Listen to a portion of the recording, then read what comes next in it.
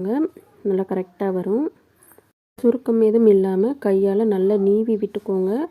விட்டுட்டு அந்த ரொம்ப இந்த கிளாத்தை வச்சு மெயின் கிளாத்தை விட ரொம்ப தள்ளி போடாமல் அந்த துணி எங்கே முடியுதோ, இப்போ நான் பிங்க் கலர் கிளாத்துன்னா பிங்க் கலர் கிளாத்து எங்கே முடியுதோ அதே இடத்துல கரெக்டாக கோடு வர்ற மாதிரி லைன் போட்டுக்கோங்க.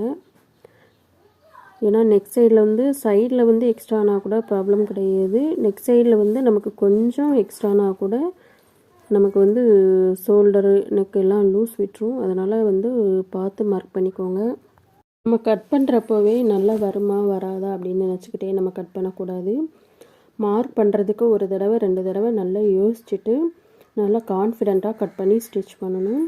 அப்போ தான் நமக்கு ஒரு 100% இல்லாட்டிலுமே ஒரு 50 ஒரு 75 இந்த மாதிரி ஒரு நல்ல ஃபிட்டிங் நமக்கு கிடைக்கிற மாதிரி ஃபீல் ஆகும். நம்ம ரொம்ப சொதப்பிக்கிட்டே போயிடுமோன்னு நினச்சிக்கிட்டே கட் பண்ணோன்னா கொஞ்சம் சொதப்ப தான் செய்யும். அதனால் நீங்கள் கட் பண்ணுறப்ப கான்ஃபிடெண்ட்டாக கட் பண்ணுங்கள். அதே மாதிரி நம்ம ஃப்ரண்ட் சைடில் வந்து கண்டிப்பாக நம்ம ஆம்ஹோல் உள்வளைவு கொடுக்கணும்.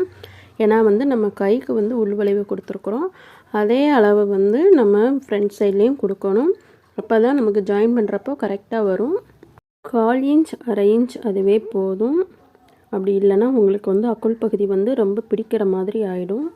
அதனால் நீங்கள் பார்த்தே கட் பண்ணுங்கள். ரொம்ப கட் பண்ணிடாதீங்க. இந்த வளைவுமே ரொம்ப ஏற்ற இறக்கம் இல்லாமல் கரெக்டாக கட் பண்ணிடணும்.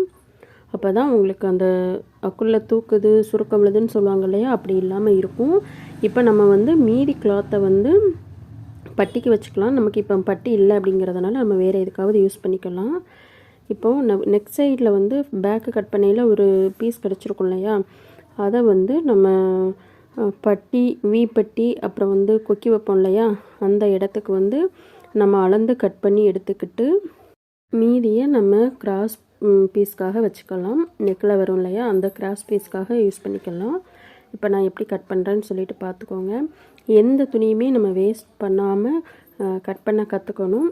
அப்போ தான் நமக்கு கொஞ்சம் துணியில் கூட நம்ம ஈஸியாக கட் பண்ணலாம். வீப்பட்டிக்கு தேவையான துணி எடுத்துட்டோம். இப்போ மீதியுள்ள துணியில் வந்து நம்ம கிராஸ் பீஸ் வந்து நம்ம கட் பண்ணி எடுக்க போகிறோம். இப்போ அந்த வந்து மடிப்பில் இருக்கும் அந்த துணியை வந்து நம்ம விரித்து போட்டுக்கலாம். கண்ணாடி ஸ்கேல் வந்து நமக்கு வந்து ஒரு 1.25 இன்ச் இருக்கும். 1.25 இன்ச்சுவே போதும். சப்போஸ் நம்ம வந்து பைப்பிங் வைக்கிற மாதிரி வைக்க போகிறோம் அப்படி இல்லைன்னா ஒரு ஸ்டார்டிங் ஸ்டேஜில் இருக்கிறவங்க வந்து ஒரு 1.5 இன்ச்சாகவே கட் பண்ணிக்கலாம். அதாவது நான் அந்த கொஞ்சம் கேப் விடுறேன் பாருங்கள், 1 இன்ச் பக்கத்து அந்த ஸ்கேல் பக்கத்தில் நான் கொஞ்சோண்டு கேப் விடுற மாதிரி கட் பண்ணுறேன். இப்படி கட் பண்ணிங்கன்னா உங்களுக்கு